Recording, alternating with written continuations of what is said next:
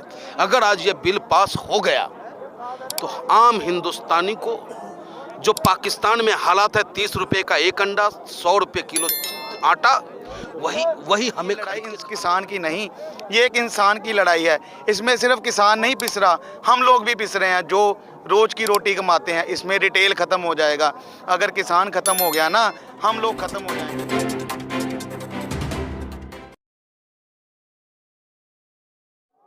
आपको लगता है जो देश के धरोहर पर मतलब इस तरीके से झंडा फहराया गया, क्या आप इसे सही मानते हैं? उसको कोई भी किसान सही नहीं मानता, हिंदुस्तान का कोई वर्ग उसे सही नहीं मानता। और बहुत तकलीफ हो रहा है हमें कि उस झंडा को फहराने का काम भाजपा के लोगों ने किया और बदनाम हम किसानों को किया जा रहा है। हम किसान सच्चे राष्ट्रभक्त हैं। आपके माध्यम से, मैं सोशल मीडिया के माध्यम से हिंदुस्तान के आवाम से अपील करना चाहता हूँ कि ये मेरे प्यारे हिंदुस्तानी वासियों, हम किसान हैं, अन्नदाता हैं।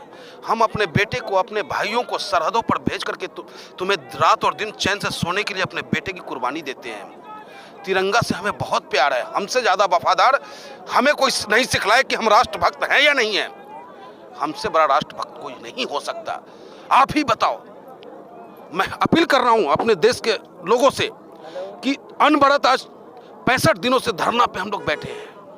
क्या कहीं धरना पर बैठे लोगों ने कोई गलत कार्य किया?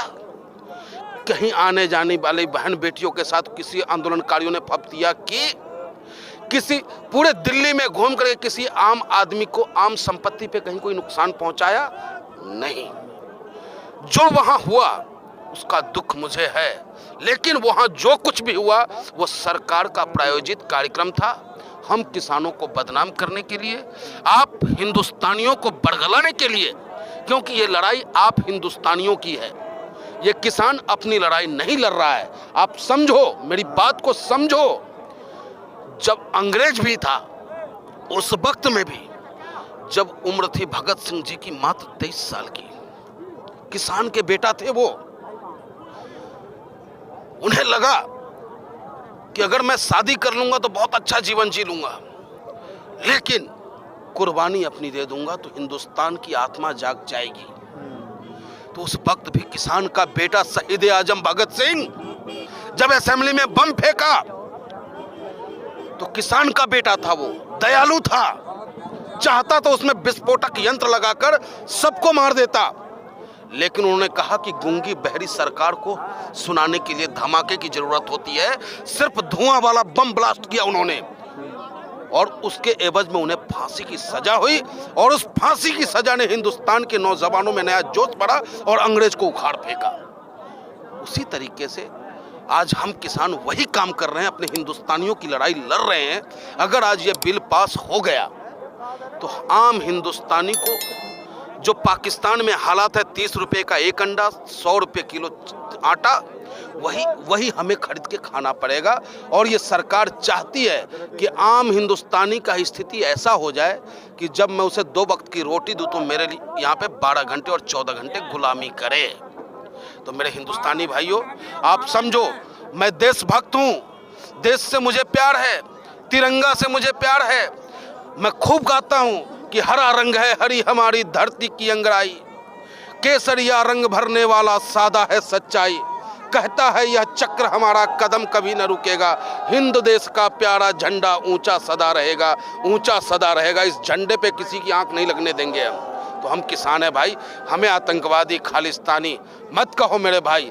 हम तुम्हारे लिए बहुत मेहनत करते हैं। तुम कैसे चैन से सोओगे, तुम्हारे घर रोटी कैसे पहुंचे? अरे कोरोना जैसे हालात में भी देश को संभालने के काम हम किसानों ने किया है और आप हमें आतंकवादी कहते हो, आप हमें गाली देते हो और ऐसी परिपाटी बना दिया इस सरकार ने, ऐसी बेमनस्ता लोगों के मन में भर दिया कि किसानों को देख के लोग गाली दे रहे हैं।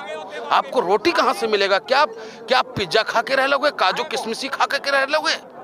अनाज की जरूरत पड़ेगी आपको और सरहद की सुरक्षा के लिए हमारे बेटे की जरूरत पड़ेगी आपको। इसलिए आप हमें आतंकवादी न कहो। बहुत पीड़ा होता है जब आप आतंकवादी कहते हो और सोशल मीडियाओं पे जब मैं सुनता हूँ कि किसान नहीं वो आतंकवादी है, किसान नहीं वो खालिस्तानी है, अंतरात्मा रोता है। और उसी आवाज़ से हमारे नेता टिकैत साहब भी रो गए थे।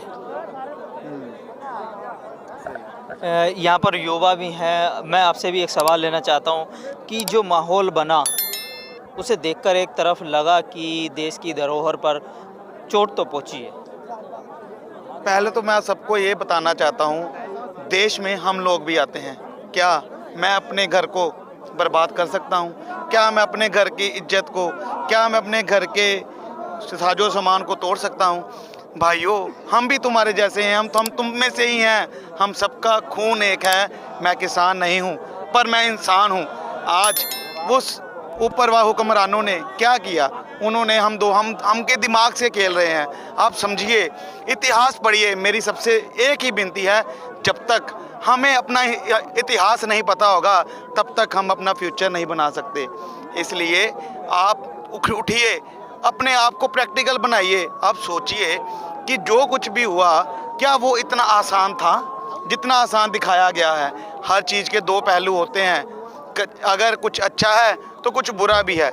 इसलिए आप सबको एक बार दोबारा विनती है कि ये लड़ाई इस किसान की नहीं, ये एक इंसान की लड़ाई है। इसमें सिर्फ किसान नहीं पिस रहा, हम लोग भी पिस रहे हैं जो रोज़ की रोटी कमाते हैं। इसमें रिटेल ख़त्म हो जाएगा। अगर किसान ख़त्म हो गया ना, हम लोग ख़त्म हो जाएंगे। आज हमारे देश की इकॉनमी का 40% पैसा किसान के थ्रू आता है। अगर किसान ही ख़त्म हो जाएगा, आप जैसे हम छोटे छोटे कारोबारी क्या करेंगे?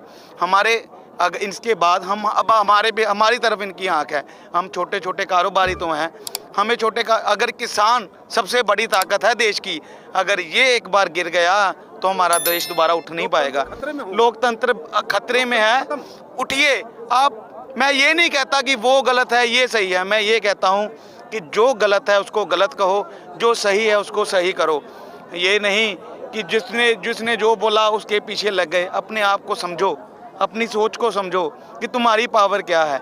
मैं अगर ये सोचूं कि यार मुझे क्या ज़रूरत है कि वहाँ पे मैं अकेला क्या कर लूँगा? यहाँ पर कोई अकेला नहीं, चलना अकेला ही पड़ेगा।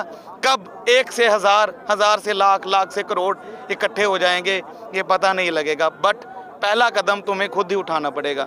सो मेरी सबके आगे एक बार विनती है कि किसी के झांसे में मत आइए, किसी की बातों में मत आइए। जो सच्चाई है उसके साथ चलिए। किसान देखो, आप 26 जनवरी के कार्य के बाद सबकी मेंटालिटी चेंज हो गई। क्यों? क्योंकि मीडिया ने गलत दिखाया। मीडिया ने जो दिखाना चाहती थी, आपको नेगेटिव करना चाहती थी, आपको नेगेटिव कर दिया और आप असली मुद्दों से हट गए हो। आज कोई असली मुद्दे की बात ही नहीं कर रहा कि असली मुद्दा है क्या।